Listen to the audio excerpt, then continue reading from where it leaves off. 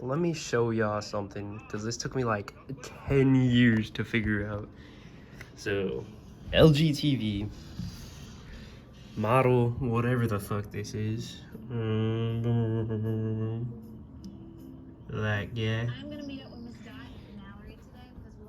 So, to freaking do input on this shit, come to your dumbass remote here, press enter, and then you come to the side of your TV, because it's stupid, press that down button, down, down, down.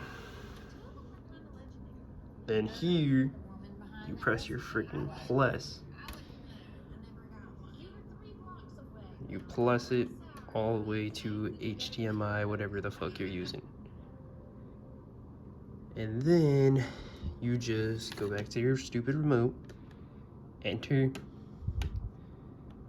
get the fuck off. All right, there you go. Now your shit's set up. Dumbass TV, whatever.